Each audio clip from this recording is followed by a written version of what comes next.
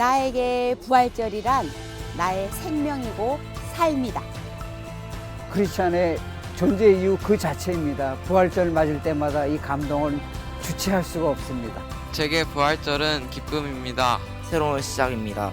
저에게 부활절이란 그리스도인으로 매년 새롭게 태어나는 날인 것 같아요.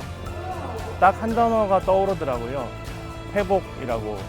저에게 부활절이란 매년 크리스찬으로 새 삶을 시작할 수 있는 기쁨이 회복되는 날입니다. 저에게 부활절은 저의 신앙의 근본입니다. 기념일들 중에 거의 유일하게 챙기는 중요하다고 생각하는 날입니다. 하나님 사랑합니다. 예수님 사랑합니다. 성령님 사랑합니다.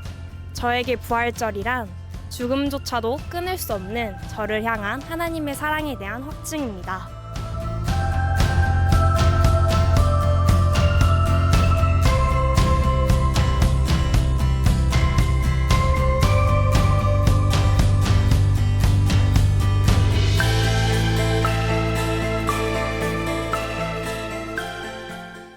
오늘은 주님이 사신 부활절입니다.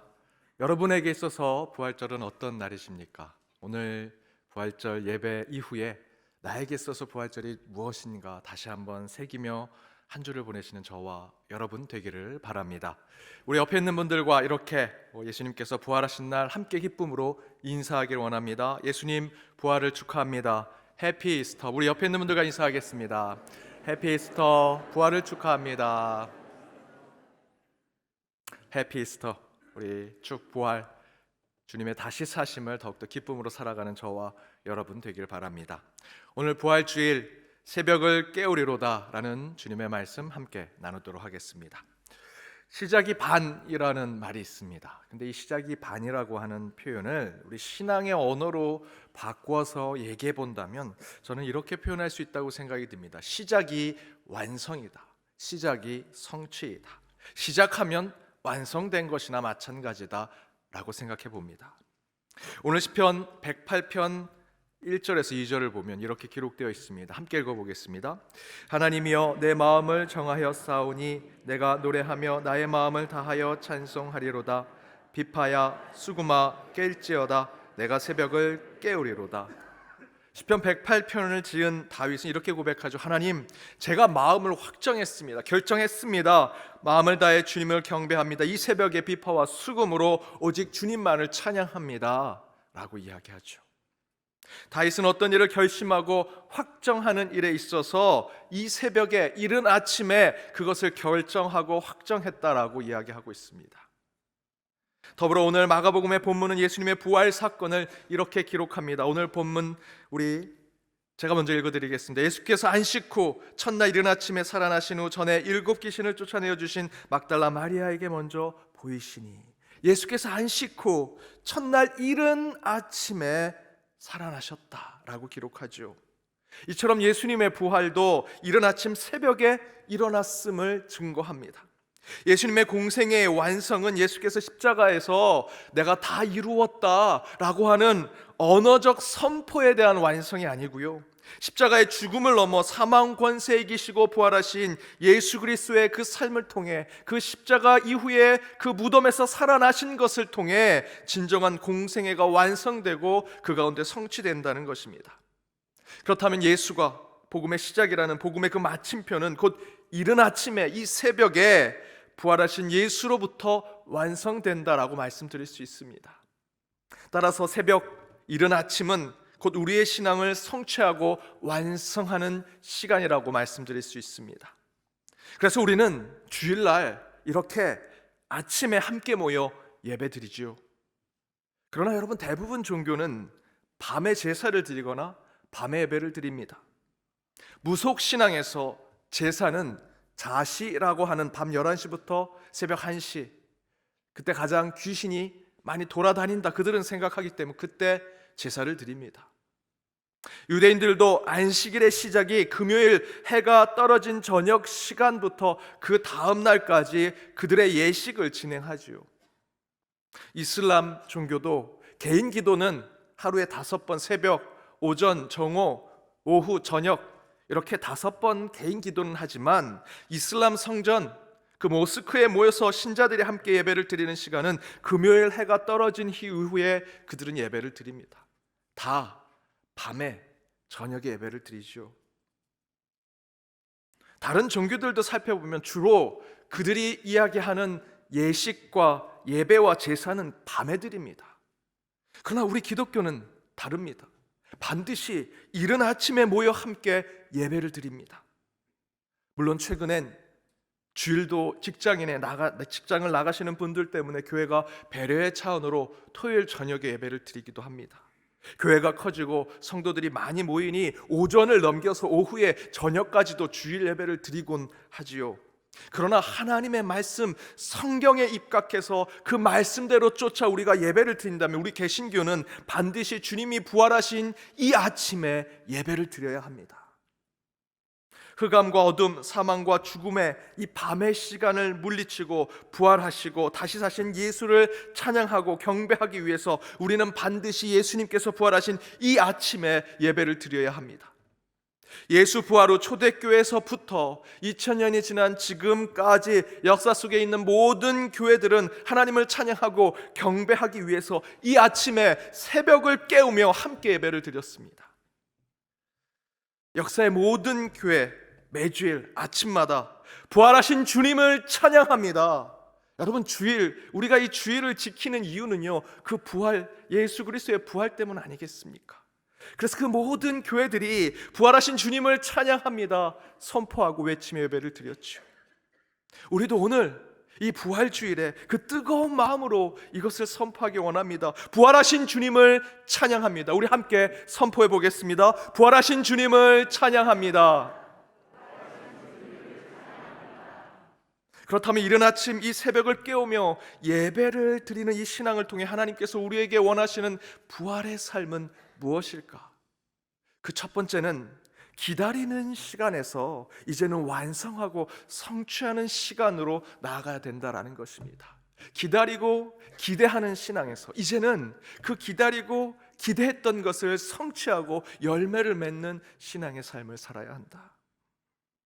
본회포 목사님은 성도의 공동생활이라는 책에서 이렇게 얘기하셨습니다. 구약시대의 하루는 해가 지는 저녁에 시작해서 다음 해가 지는 저녁까지를 의미했습니다. 이것은 바로 기대의 시간을 가리킵니다. 그러나 신약의 시대의 하루는 해가 뜨는 새벽에 시작해서 다음 해가 뜨는 새벽까지를 의미했습니다. 이것은 바로 주님의 부활이 이루어지는 성취의 시간을 가리킵니다. 예수 그리스도는 밤에 태어나서 어두움이 가득한 세상에서 빛이 되셨습니다.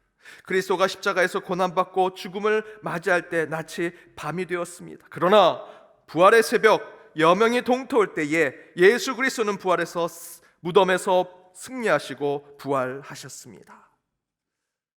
창세기 1장 5절에 보면 예수님께서 첫날 빛을 창조하시고 그 하루를 표현하는데 성경은 이렇게 기록합니다. 저녁이 되고 아침이 되니 그렇게 하루가 되었다. 그러니까 구약시대의 사람들은 하루의 시작이요, 밤과 어둠으로부터 시작해서 그 칠흑 같은 어두운 밤이 곧 사라지고 해가 뜨기를 바라는 마음으로, 그 기다리는 마음으로 하루의 시작이 되었습니다. 곧 하루의 시작은 밤이 지나고 동터올 때까지 기다리는 것이 하루의 시작이었다는 것이죠. 그런데 본회포 목사는 이렇게 얘기합니다. 신약 시대의 하루는 해가 뜨는 새벽에 시작해서 다음 해가 뜨는 새벽까지를 의미한다. 곧 구약 시대의 하루가 어두운 밤 동안 기다리고 참는 것으로부터 시작하는 하루였다면 이제 이 신약 시대를 살아가는 저와 여러분에게 있어서의 이 하루는 예수 그리스도의 부활을 통해 예수님이 부활하신 이른 아침 이 새벽의 시간으로부터 하루가 시작된다라는 것입니다. 그래서 구약 시대의 하루가 기다리고 기대하는 시간이었다면 신약 시대의 하루는 기다리고 기대했던 것들을 성취하고 완성하며 이뤄내는 시간이 되어야 합니다. 왜 아침에 성취하고 이뤄내며 열매를 맺는 신앙을 가져야 하는가? 본회포 목사는 이렇게 얘기하죠. 예수 그리스도가 밤에 태어나서 어두움이 가득한 세상에서 빛이 되셨고, 그 예수가 십자가에서 고난받고 죽음을 맞이할 때 낯이 밤이 되었지만 3일 후에 다시 부활하여 그 부활의 새벽 여명이 동토할 때 예수는 무덤에서 승리하고 부활하셨기 때문이라고 이야기합니다. 따라서 저와 여러분이 이제 구약 시대를 넘어 신약 시대의 새로운 부활의 날을 살아가는 자들이 되기 위해서는 이제 기다리고 기대하는 것에만 머무는 것이 아니라 그동안 우리가 바라고 기다리고 기대했던 것들을 이 부활을 통해 성취하고 열매를 맺는 날로 만들어야 한다는 것입니다. 10여 년 전부터 한국교회는 성도들이 줄기 시작했습니다. 2021년 우리 교단만 보더라도 코로나 직전까지 10년 동안 30만이 줄었습니다. 코로나가 시작된 2년, 3년 차 지금 벌써 20만이 줄었습니다.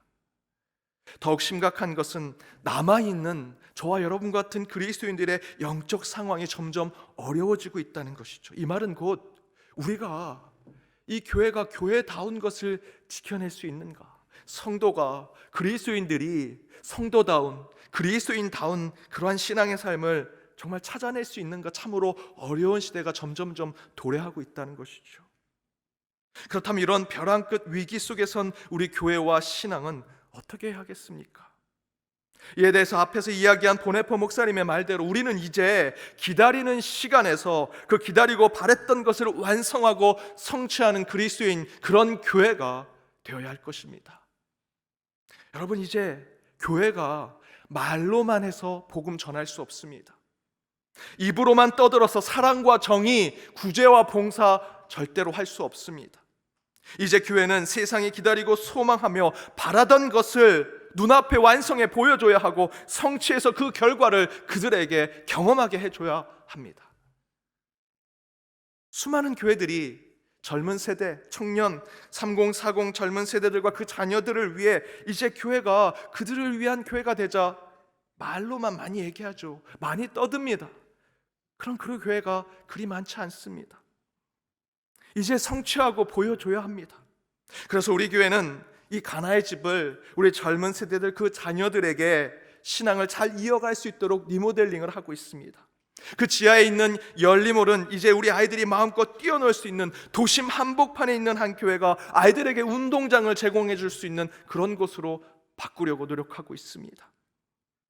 그러나 그 가운데 한 가지, 우리 장애우 성도들 뿐만 아니라 많은 한국의 장애우들이 20년 동안 그들의 갖고 있는 인간적인 권리, 그건 인간적인 권리가 아니고요, 하나님이 우리 인간에게 주신 겁니다. 두 발로 내가 가고 싶은 곳을 갈 수 있는 것, 그 이동권, 이동할 수 있는 권리를 달라고 20년 동안 그들이 시위하고 운동을 했습니다. 그런데 우리 교회가 동참하고 후원해야지요. 그런데 막상 우리 교회를 돌아보니 우리 교회는요, 장애우들이 스스로 우리 교회를 들어올 수 있는, 그 이동하고 움직일 수 있는, 그렇게 우리 교회 안에 들어오도록 만들 수 있는 자동문 하나 없습니다.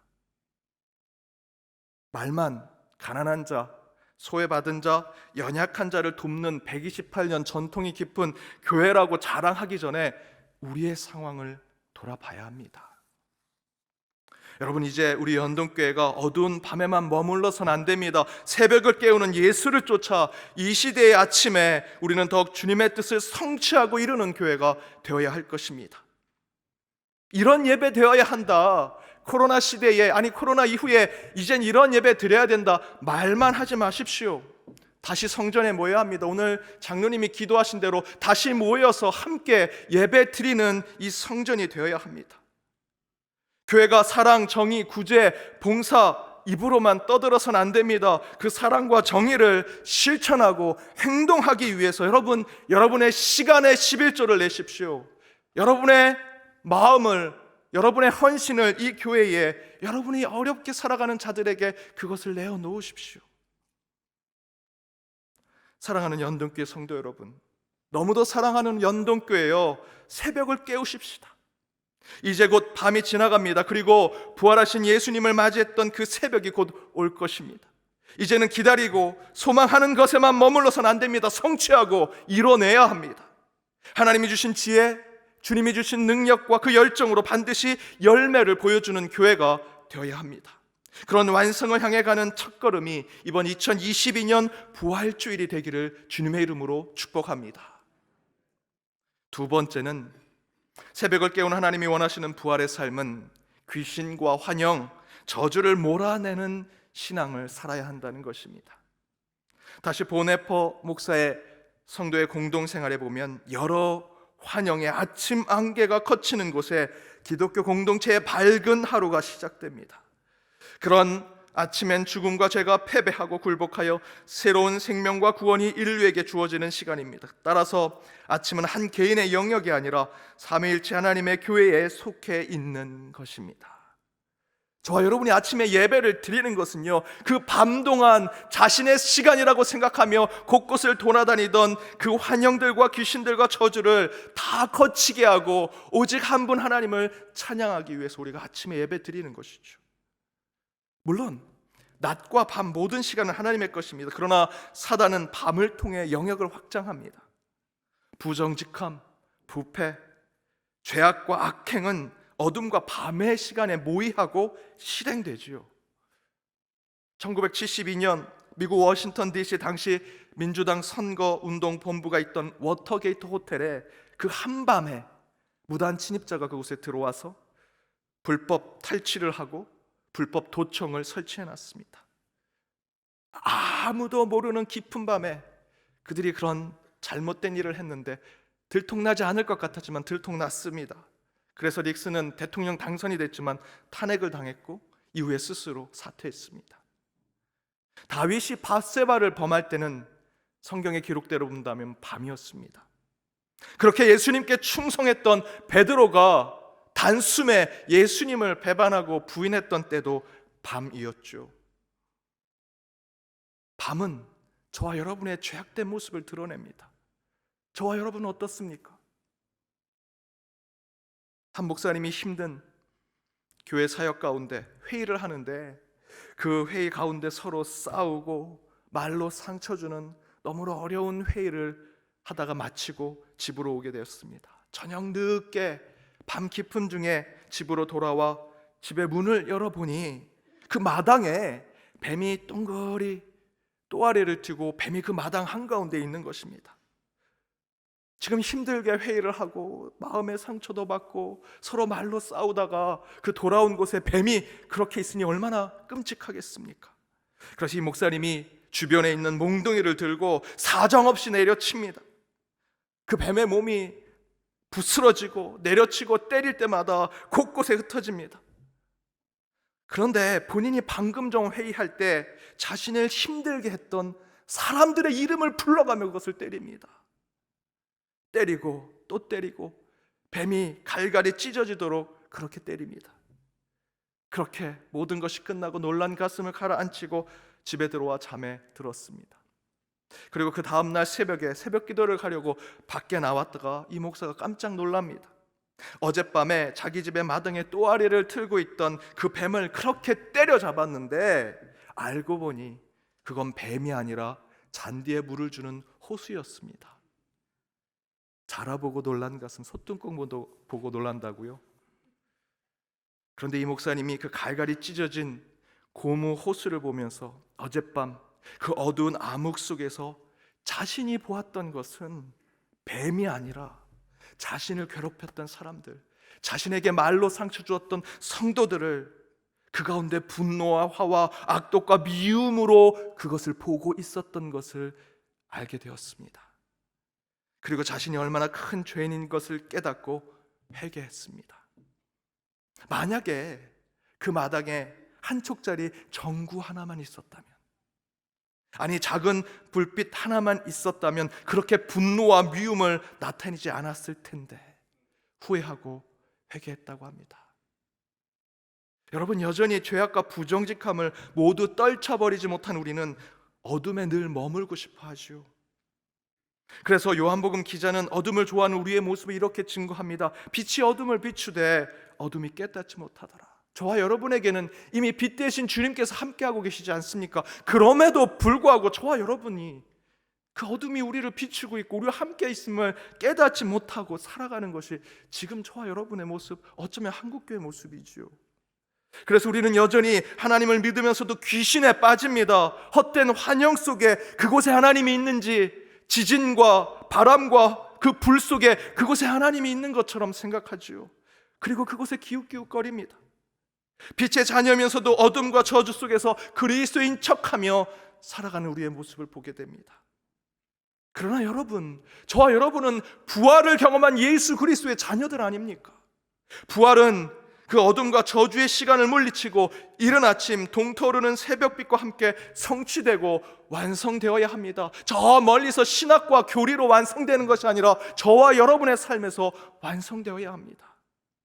부활은 의의 태양이 떠오르는 주님의 시간으로 완성되는 것입니다. 예수의 다시 사심은 어둠과 귀신을 몰아낼 수 있는 힘 있는 해가 떠올라 저와 여러분을 새롭게 만드는 것이죠. 사랑하는 여러분, 어둠과 밤에 머물러 있지 마십시오. 암흑과 저주의 삶을 살고 있다면 여러분 그곳에서 떠나 나오셔야 합니다. 고라의 자손이 이렇게 외칩니다. 시편 88편 13절 함께 읽겠습니다. 여호와여, 오직 내가 주께 부르짖었사오니 아침에 나의 기도가 주의 앞에 이르리이다. 그렇게 아침에 하나님께 기도할 때, 지금 이 자리에서 여러분이 하나님께 기도하며 나아갈 때 하나님께서 그 아침에 그 기도로 너희를 도우리라 말씀하십니다. 시편 46편 5절입니다. 함께 읽겠습니다. 하나님이 그 성중에 계심에 성이 흔들리지 아니할 것이라. 새벽에 하나님이 도우시리로다. 아침에 기도하고 이른 아침에 함께 모여 예배 드리는 그곳에 하나님께서 우리에게 도움의 손길을 펼쳐주십니다. 하나님께 이 아침에 부르짖으십시오. 그러면 이 새벽 이른 아침에 예배자로선 저와 여러분을 하나님께서 분명히 도우시고 구원을 베풀어 주실 것입니다. 그렇게 어둠 권세를 물리치고 새벽을 깨우며 부활하신 하나님을 찬양하고 예배하며 경배하여 한 주 주님이 주신 부활의 기쁨으로 살아가는 저와 여러분이 되기를 주님의 이름으로 축복합니다. 함께 기도하시겠습니다. 부활의 우리 주 하나님, 부활 주일 새벽을 깨우는 말씀을 통해 주의 위로와 사랑, 은혜와 긍휼을 받습니다. 이른 아침 어둠, 사망, 저주의 권세를 물러가게 하시고 이곳의 빛으로 온 세상을 새롭게 비추시며 변화시키는 주님의 그 부활의 능력이 곳곳에 드러나 말과 입이 아닌 손과 발의 성취와 완성이 있는 부활의 신앙을 결단하게 하여 주옵소서. 또한 어둠 속을 차지하는 악한 권세와 환영, 귀신을 몰아내게 하시고 반드시 새벽마다 기도하는 모든 연동의 권속들에게 하루하루 이기며 승리하는 믿음의 삶을 허락하여 주옵소서. 다시 한번 부활하신 예수 그리스도를 찬양합니다. 그 찬양의 삶이 한 주 그대로 이어지게 하여 주옵소서. 이 모든 간구 예수님의 이름으로 기도드립니다. 아멘.